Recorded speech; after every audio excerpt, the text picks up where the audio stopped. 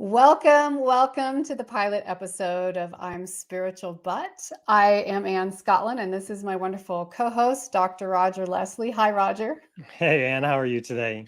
I am great. I want to introduce you all to each of us, and then we'll tell you more about why this show is, why it's here, what prompted us to have this conversation now in this global reality we find ourselves in today. So first of all, I just want to briefly introduce Roger. Roger, aside from being one of my most beautiful friends in the world, is an incredible world-renowned speaker. He's an author of many books, a teacher, an academic. He's been a librarian. So if you love books at all, you'll love Roger so much. But most importantly, he just has an incredible heart for humanity, an incredible love for the spiritual world, whatever that is to him, and is what brought us together here to have this inclusive conversation about spirituality. So thanks for being here, Roger. Thank you, Ann. And I'd like to introduce everyone to you too, Ann. So in the time that we have been friends, you have ignited such a spark of joy and enthusiasm and love of life that is just contagious. When I think of you as the turbocharged engine that moves everything forward. But what impresses me most about you, Ann, is that engine is solar powered. Mm-hmm. You are using your spiritual light to move through this life, to make decisions, and to do what it is you feel called to do. As a result, you have been a best-selling author. You are a best-selling author. You are a Hollywood actress. And you have dedicated your life to making sure people are settled and enthusiastic and inspired for their own emotional wellness. I love that about you. Soon after we first met, you sent me your wonderful book about joy, and I thought joy is the perfect word for you. That sums it up. Oh my goodness. Thank you, Roger. I really appreciate that deeply. You know, I just love you so much. And this is really what brought this show about was an effort of love for each other and for the people we've met. And we're going to just tell you here for a minute about why the show is and what the purpose is. And then we're going to tell you a little bit more about both of our background stories, what's our spiritual journey been and what brought us here. So I'm Spiritual But is a show about inclusive spirituality. It's going to be a talk show. So because this is our pilot show, this is the only one where it's likely going to be just Roger and me. We have an amazing line of guests lined up to come in and share with you about their personal journey. And the purpose is, Roger, to reach out to people who either are religious but are looking to heighten their spiritual experience, or they're not religious at all, but they don't want to miss out on their spiritual experience. And it's very much about drawing in a space for everyone to have this conversation in a non-judgmental and inclusive space, wouldn't you say?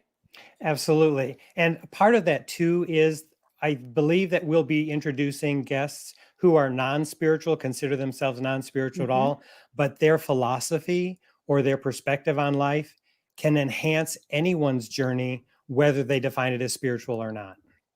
Yes, and that's what's so amazing. And, you know, any of my followers who may be watching today from Twitter, they know that for years and years I've written about sort of spiritual philosophy without religion, but philosophy of wellness, of nature, of moving forward, of aligning with your true self or with your higher power, whatever you want to call that.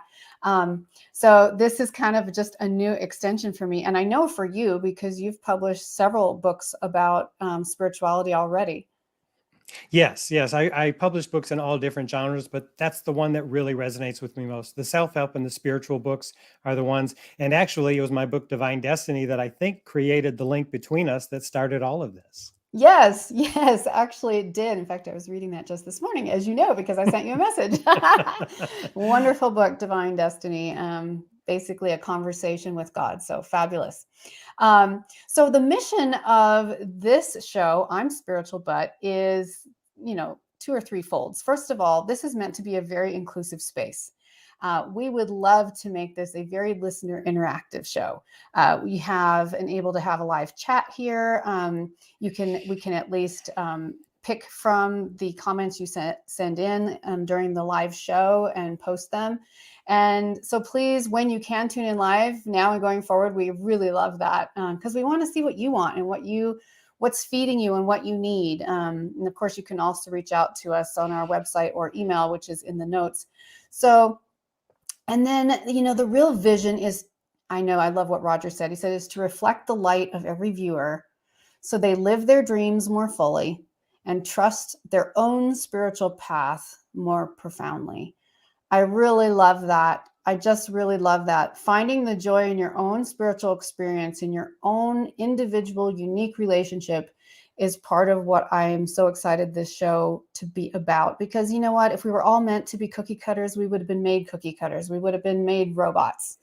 But as each of us has a different voice and a different body and a different soul and a different spirit and different talents, we also have a different way of relating to our spirituality, don't you think? Yes. And as such, when we interact with people, we're meeting people, but they're not strangers. They are people that we know at some level, and they are a reflection of us. And that's why I like that idea of the philosophy and the mission statement that we created, because I don't know that we can share anything that everybody doesn't already know or feel at some level. We're just here to talk about it and remind them and encourage them to keep exploring in deeper and higher ways. Yes, which brings me to our quote. So I'm excited to tell you about this, everybody. So we're going to start each show every week with a special quote. And usually that's going to be from famous people or from the guests that we're going to have or from literature. But this week's quote was selected by Roger and me because it's by Roger. And so because it's our introduction show, we thought we'd share this with you because the quote each week is going to set the tone for the show. And so I'm going to read this to you now, this quote. He says, "Every person in your life represents a piece of your soul. How you treat them is how you're treating your spirit." I'm just going to say it again because it's so beautiful. Every person in your life represents a piece of your soul. How you treat them is how you're treating your spirit. That is so beautiful, Roger. What inspired you to write this? To be honest with you, Anne, I'm sure this show inspired me because this is how it happened. I was standing in the kitchen and the idea just came to me. It wasn't part of any book that I'm writing right now. I'm writing multiple books, but this didn't feel like it was a fit. But something just resonated and I just wrote it down and I jotted it down on a little scratch sheet of paper. And then later that same day, you and I had an online meeting, and you asked me, well, what do we want to start our first quotation to be? I looked down and that tablet was right in front of me. And I said, well, let's try this one. That's perfect. I absolutely love that. I absolutely love that. We have a couple comments. Thank you guys for commenting. Heather Grant says, I love this quote. Thank you so much, Heather. And we have another one from Dr. Lyman Montgomery. Glad you're here, Dr. Lyman. I'm excited about this show. Much needed. Thank you so much. I appreciate that. So, Roger, I think we both talked about sharing a little bit about what brought us to this place, why we feel like this conversation is important because of our own personal spiritual experience. And I haven't even really heard in one space your story about your spiritual life and background. So would you share that with us? Yes, I will, Anne. But primarily, I'm going to focus on one particular element of my journey and one story because I love stories. And I think people remember stories more than anything. So then rather than give you an overview, I can tell you that my spiritual journey started when I was a child. I was raised in a religious household. My parents encouraged us to go to church, and we did. And I went to a parochial school and everything. But I always sensed that for some reason I wasn't a good fit. And it created a huge spiritual struggle for me that I actually ended up writing a memoir about that will be forthcoming. My book, Light Come Out of the Closet, will be coming out in June. And that really traces the early part of my journey. But what I want to talk about to you today is the story. And this is a story, you know, as an author and a publisher and a writing coach, I teach a lot of writing classes and I share a lot of information about my writing dream. I knew I wanted to be a writer since the time I was 13 years old. The idea just struck me. I knew that's what I wanted to do. I did everything I knew to do to be an author. I had a dream of writing novels, of writing fiction books and getting those published. I had the dream when I was 13, and up until my early 30s, I did not have any books published. I was having some success with articles related to my teaching career and my librarianship, but I hadn't had that big break. So part of my goal to make sure that I could be the best I could is I kept learning as much as I could and being as involved as I could. I got a master's degree in creative writing. And as soon as I finished that master's degree, I said, okay, this is it. No more school. I am going to dedicate all my evenings and weekends to writing and getting published. That very week, I received a phone call in my classroom from my department chair, and she said, Roger, the librarian at my school is retiring. The principal came up to me today and said, who do you think would be a good replacement for her? She said, I don't know why your name popped out of my mouth, but there it was. And I told him you. He wants you to go talk to him now. Well, I knew by that time in my spiritual journey, when things that seem so coincidental just happened, like my name just popped out of her mouth, I thought, okay, something's going on here. But before I met with the principal, I reminded God, I was telling God, remember my goal now. I want to write and get published. So I went and visited with the principal, and he told me that he wanted to offer me the job. And I said, well, you know, my dream is to be a writer. So I don't think I want to change careers at this point. I want to spend my evenings writing. And he said, well, Roger, you realize that if you're in the library and not teaching English, you won't have nearly as many essays to grade in the evening and you'll have more time to write. And I said, well, okay, that's a good point. I said, well, let me think about it. And he said, you have a master's degree, don't you? I had just received the degree months earlier. And I said, yes, I do. And he said, I think with that master's degree, I can put you on emergency certification and I can give you the job immediately. He said, let me check with administration. I'll get back with you tomorrow. That night, I went home, and during my prayer time, I said, God, you're not listening to me. I'm clear about what I want. I want to be a published author. I went back to the principal. I got the job. I said, I don't get it. I don't understand it spiritually, but I'm going to go do this. So I was immediately that summer, I started my classes at U of H Clear Lake in library science. I only needed certification. I didn't need a whole other degree, but I needed 18 hours of certification. So when I got to U of H Clear Lake, I met two women who ran this program, Dr. Maureen White and Dr. Pat, Dr. Pat Wilson. Sorry, Pat. And through them, everything started changing. I had a children's lit class with Dr. White. She saw the reviews I wrote for the children's assignment that I had, and she said, why don't you just pick out 3 and I'll send them to Booklist to see if I can get you hired as a reviewer. Or for those of you who don't know the book world or the librarian world, Booklist is the review journal published by the American Library Association. It is the main resource librarians use to order books. In those reviews, all of them include a byline that says the author of the book. So in October, I picked a few of those reviews, gave them to Dr. White, and she sent them into Booklist. Never heard anything. I thought, well, that was very sweet, but nothing happened. In February, I opened my front door. There was a box. In the box was a stack of 8 galley proofs of books, forthcoming books, with a note. Welcome to Booklist. Glad you're here. Here's how many words your review needs to be. This is when they're due. This is how much you're going to make per review. Phenomenal. I was suddenly being published 7 times every other week in a national publication. It gets better.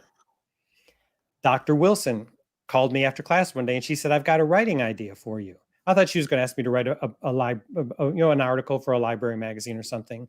She said, I had written a book several years ago about creating programs for kids in libraries, and it's gone out of print.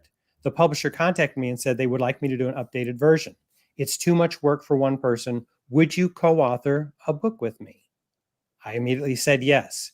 At our first meeting, when we put together the proposal for the publisher, we realized my background was in secondary education. Her background was in elementary. We didn't have one book, we had 3 books.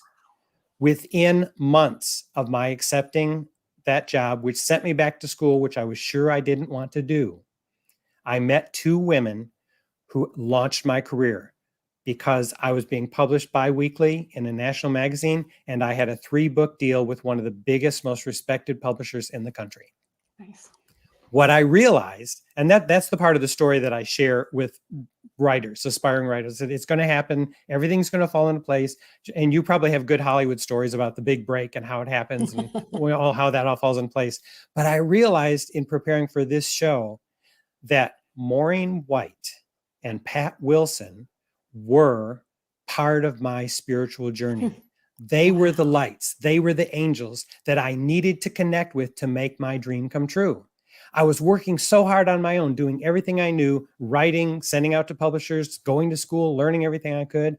The piece that was missing was the connection I needed with other souls who so effortlessly just said, here, give me some reviews. I'll send them in for you.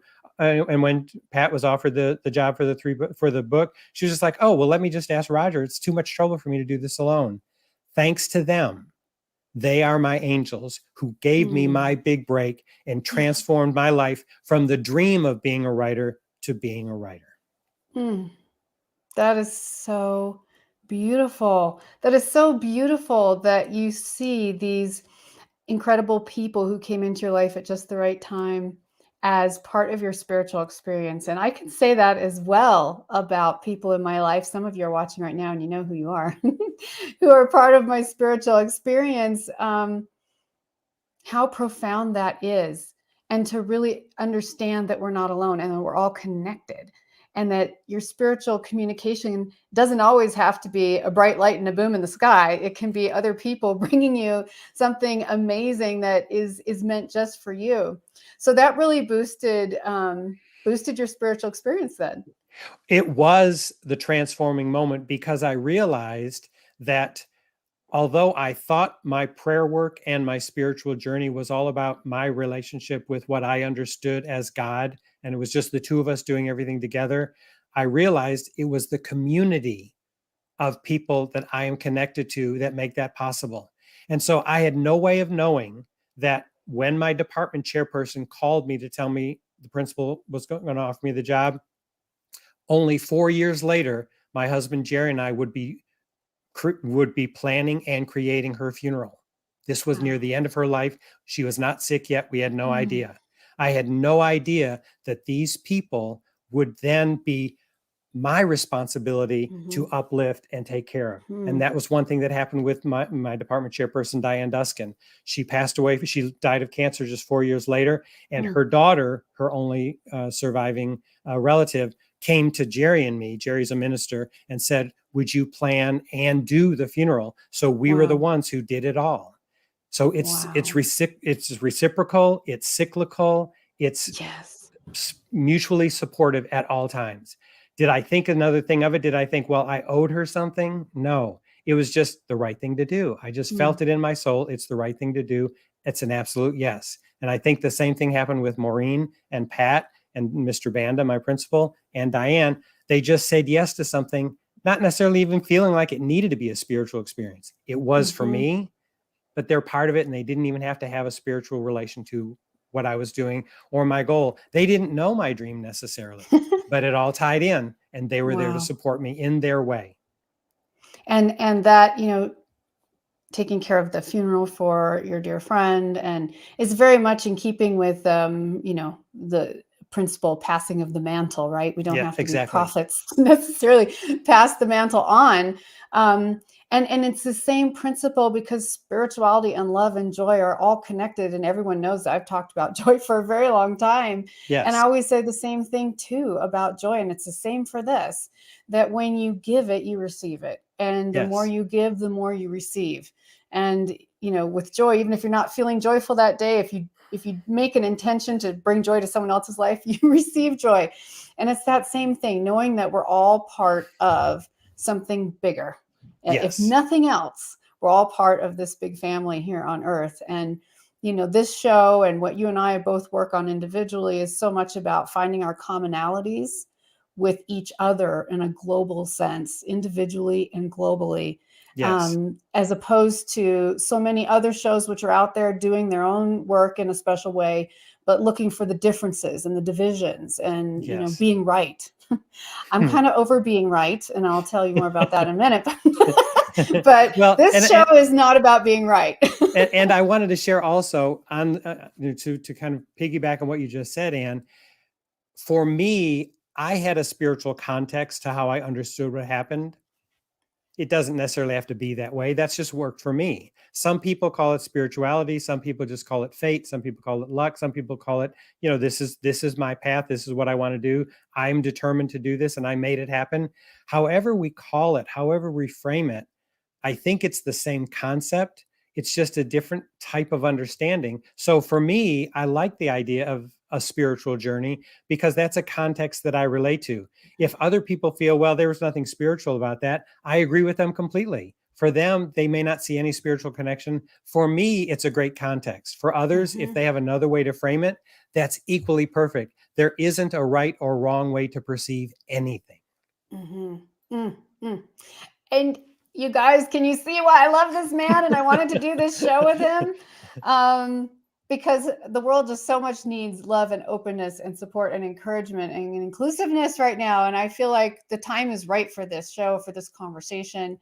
We're so excited to engage, to have guests on throughout all the subsequent weeks, and to hear from you all as well with your thoughts, ideas, suggestions. Even if you have a speaker for the show that you think would be a great fit, please pass it on or send us an introductory email.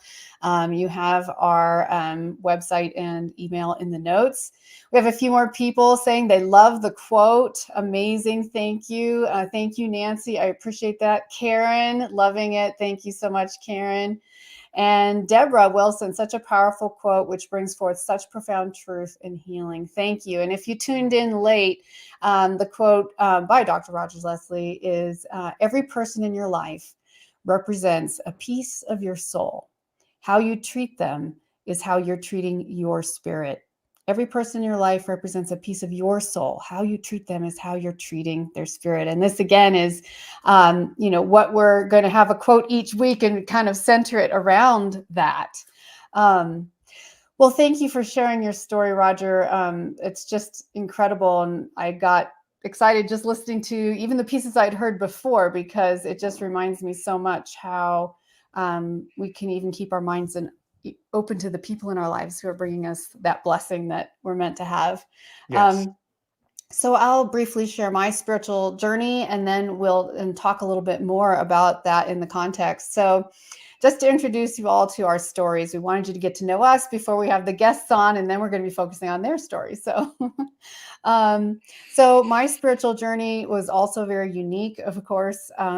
I grew up in a very unusual, kind of extreme, I think is fair to say, religious environment, kind of a right-wing experience, Protestant experience. I lived way out in the country. I was homeschooled till I was about almost 16.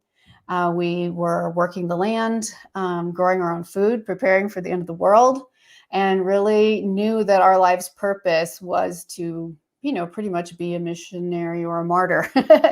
And I don't say that lightly. And by that, I mean, like, for real, like psychologically preparing to support what we really believed in. And, it was a very sheltered world, which had some beautiful benefits.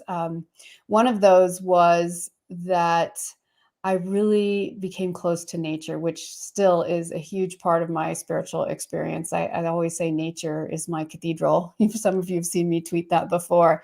The ability, I didn't have exposure to television, to movies, to fiction, to radio, to any pop culture whatsoever. So I was literally be 8 years old and I'd be looking at the frost on the edge of leaves. It's kind of that young childhood wonder when you're really young and you're kind of like just amazed by how beautiful a flower is, or you're just kind of gazing at it like, wow, that's just amazing. Kind of developed that beautiful spiritual gift of seeing things for the first time. And I still do. Yesterday, I was out cross country skiing in the snow, and I was looking at, how the snow had clung to the branches and little leaves, and I still notice that, and it brings me so much peace. So the real gift of my childhood was twofold. One was I did have a very abundant and real spiritual experience. It was very different from what I have now, but it was there. It was personal. I believe it was very real because that's what I understood and how I was tuning in. And also, so I knew how going forward, what it would feel like to have a spiritual experience, if that makes any sense. And then also really falling in love with nature. So that was the first part of my story. And then, the second time is really about how I transitioned into the real world. That was a slow, challenging transition. I ended up going to a very tiny conservative religious high school that had like 60 students. After that, I went to a liberal arts college, but basically a Bible college in the South. And, as I sort of eased out into the real world, I went to school for the first time when I was 16. The world was a very harsh place. And I realized that I had developed a very sensitive spirit. Maybe that was inherited, but also just sort of that intimate relationship with nature, with spirituality. And, you and I are writers, right, Roger? So the cacophony, sorry, everybody, of the world was just so loud and noisy and overwhelming and pushing and driving. And it was very hard on my system. And also, this was a very key point in my personal spiritual experience, which was, I stayed very connected to my upbringing and my religious path of that time well through college. I got married very young. I got married my senior year in college and moved directly from the dormitory into my new husband's house. So I had never lived alone. I'd never supported myself independently, never had my own apartment. I just moved from home to the college dorm to my husband's house. So there was, it was a lot of transitions and not a lot of learning about who I was individually and what I was supposed to do in the world. When that marriage tragically failed, then I really hit a wall because I was still practicing, still believing pretty much something of what I'd grown up with, light version of that. But there were some people, some leaders in my religious environment who didn't support the divorce, even though I was experiencing a lot of psychological abuse and a lot of other things I'm not going to talk about right now. Didn't support it, told me so, told me the only, and there was a lot of cheating and so forth involved as well, and told me that still the only answer was reconciliation according to the Bible. I had an intimate inner family member tell me that, well, I'm glad you're safe, but just so you know, you'll always be married to him in heaven. And some of you listening will relate to this depending on which background you come from. That was really hard because I was like, I felt like I lost what I thought was my soulmate. I felt like I lost my community. And there's a few of you who may be listening today who were my support, and thank God for you. I don't know what I would have done without you. But in general, really my community, leadership, family, it was so confusing because I grew up with this spiritual reality that if you did all the right things and checked all the right boxes, that everything would go perfectly. Like somehow you would have this magical life. So I really struggled through that. I struggled deeply to figure out who I was and what I was supposed to be doing in the world and where God fit in. I felt very abandoned by God, which many of you have probably experienced when you've gone through really rough patches. I also then went through a phase of chronic pain from back injuries and had several surgeries, and, just trying to kind of, surface and where is God in all this? And is life even worth living? It's so frustrating. And it's, I don't know the answers. Am I an atheist? Am I agnostic? Am I Christian? Am I not? Am I spiritual? Like, I don't even know, like, what do I even believe? And so when Roger and I, when we have conversations about what belief is and what that means, and when I read your book, Divine Destiny, I'm always super encouraged because it's, there's such an inclusive and warm space there for everyone to find their voice. So And to wrap up my story, more for another day, but my journey then took me later from other careers into Hollywood for 10 years, and met some incredible souls there who helped me see other ways of being spiritual, whether I was choosing to practice what they were or not. Really opened my eyes and showed me a lot of love in a way that I hadn't received that inclusivity from my own clan. And that was really special and a huge eye opener. It also opened my eyes to a lot of my own judgments about people and the things they do and what they believe. And, the divine really just led me through that, and to where I am now, which is I'm still seeking and finding every day. I'm still completely open. I'm so grateful for a beautiful, active, and abundant spiritual daily, hourly experience. And I'm excited to just talk and share more about that with you and with everyone who's coming on the show. So thanks for letting me share that, Roger. I love that. And I have a question for you related to your story. So you mentioned a few times that you had lived the experience you lived with your family and in nature as a child. Mm-hmm. And then you reached a point where you embarked on a journey into the real world. Since then, through the spiritual practices you have, do you have a different vision of what is actually the real world for you? Like, have you gone back to now perceiving, those times in nature, that's the real world. And what I'm finding out otherwise might be just the reflection of an illusion. Just curious. Okay, now we're going to have so much fun. Well, I moved back to nature. And do you feel that's the real world for you? It's weird because I also absolutely love people. Once I did come out into the real world, I fell in love with people and realized I'd been a social being that hadn't had the opportunity to exercise that all growing up until I was, after like 16. So I adore people, but I love both. I love being in the urban environment. I love being one-on-one with people. I love being in the room. And I love people. But for my soul piece, for me, the way I'm designed and wired, being in nature makes me transcended. It's just the best. And the closer it is to my house, or right now I'm living right smack dab in the middle of it, where I can literally, look out and see deer walk by, or, just incredible.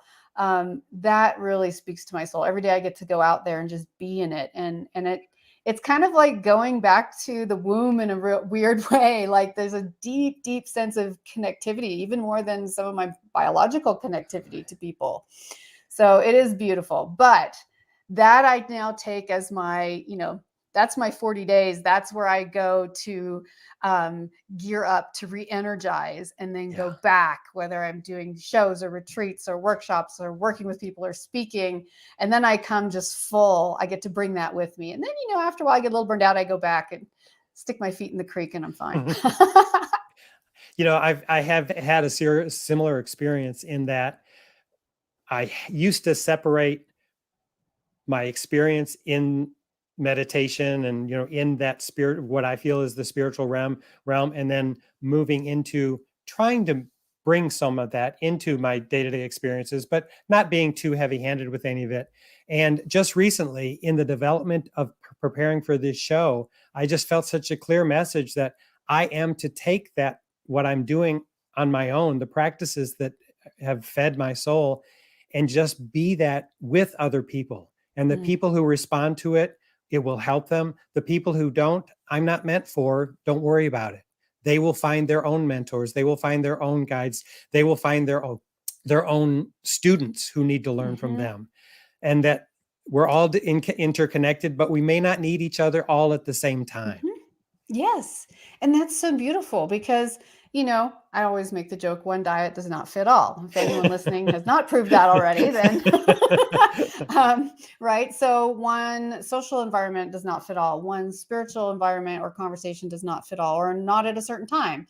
I mean, I'm here in this moment in time, whatever that is, having this conversation with you that I couldn't have had 10 years ago.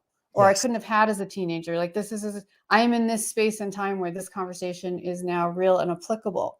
So we hope that we can bring in other people to this conversation and other viewers to this conversation who resonate. And if you don't, it's fine. But we also hope you'll stick around. And, as time goes forward, we're going to have so many topics and so many guests and so many opportunities to just grow and share. And I think that was, I know for me, one of my really fundamental reasons as well for this show, which has been a while in the making. And that was creating community for those who want to be supportive spiritually, not tearing each other down, not proving someone right or wrong, but to be supportive and just know we're connected. Like the women who helped you, come into your publishing career and your authorship and, didn't even know they were became a spiritual part of your journey. We're all here to support and love. We have so much more in common than we do that separates us. And, just focusing on that and focusing on the love, on the hope, on the joy is what makes me excited about what we get to share here. And what really excites me, a bit of spiritual advice that I received long ago was simply just show up. I was feeling all this pressure to always deliver and, provide something positive and powerful and everything in every context. When I wrote, when I taught my high school students, when I taught at the college, when I was speaking, at public forums, at author conferences, I was putting so much pressure on myself. And I just received this very clear voice who told me, Roger, just show up. And things just started happening when I released the pressure of that. So when I invite people you're listening now or considering the possibility of sharing this show with other people, invite them just to show up and see what happens. And if something magical happens for you, fantastic. If it doesn't, then that's part of the journey. You learn what you do want by sifting out what is not a good fit for you at the time. Absolutely. That's so true. And that's part of, what, even going back to the quote, because I know near the end of our shows, we're also bringing the quote back in. Just, that's going to bookend us on our shows. And so we got to read it extra number of times today, which is wonderful. But that whole part of sharing, every person in your life represents a piece of your soul. This is the quote. And how you treat them is how you're treating your spirit. And that is by Roger. Every person in your life represents a piece of your soul, and how you treat them is how you're treating your spirit. So finding the people who need to have this conversation, who need to hear it, is amazing. Let's see, what else? So let me share a little bit about the next show, if I may. Yeah. Please. So I'm excited about our next guest because she will be bringing a different quotation, of course, from someone very famous. And I'm excited about her because she, somewhat similar to you, but in a very different context, she grew up in a very religious environment. And then certain things happened in her early adulthood and then more recently where she had some spiritual revelations that made her want to reach higher and broader in the context of how she was learning about who she was as a spiritual being. And so next week, when she comes to talk to us, she's going to share a quotation, which is not a spiritual quotation. It is actually from literature. Beautiful. And then from there, she will tell us her journey. And that journey is all about broadening and heightening the possibilities for where we find spiritual fulfillment. Amazing. I am so excited. I cannot wait to meet her and talk to her and some of the other people that are getting booked and connected for the show, people that we are having conversations with. Right now, I'm in conversations with someone, an ex-Mormon bishop from New Zealand. I'm having conversations hopefully soon with possibly one of Dr. Montgomery's friends who is East Indian atheist, which is an unusual combination, and I think a really great conversation to have. Other people that have had an unusual or lifestyle or alternative experience that have really struggled in finding a way to stay spiritual against the kind of criticism for their lifestyle or their choices, but know that they deeply are spiritual people and that they want to belong, they want to contribute, they want to love, they want to give back and be part of that spiritual community. So you have a lot of people coming up soon that I just can't wait. I literally am so excited. Me too. I know. So any closing remarks that you have for our listeners today, specifically, Roger? My recommendation to any listener is to trust your own journey. Trust wherever it's heading to for you. Whatever that is, trust it. You cannot make a wrong decision. Everything you do, every decision you make will either take you directly to where you're heading, or it will show you that's not the way to go. I can do better. But trust yourself, trust your soul. You have it in you already to be as fulfilled and complete as you always have sought to be. You already have it. You're already there. We just have to realize that. And that's what I believe our journey in this life is to realize the kingdom of heaven is within. We already have it. It's just a matter of exploring it in ourselves and reaching it. Mm. Can I just sit in that for a moment? Okay, thank you, Roger. That's beautiful. Yes, and to piggyback on what you just said, and also, taking our life journeys and experiences and the ups and the downs and the challenges, I truly, truly believe that nothing is wasted. Doesn't mean that we would wish any of the negative things, we wish they didn't happen, perhaps, but nothing is ever wasted. So, pursuing your dream, pursuing your relationship with the divine or the spiritual, no matter where you've been or where you're going, it doesn't matter. All that matters is this present moment right now. And everything that's brought you here is not wasted. It's actually an incredible gift. And then I would like to invite everyone, please, to like and subscribe. Please follow the show. We are so excited to bring this to you, and we want to keep this content coming to you.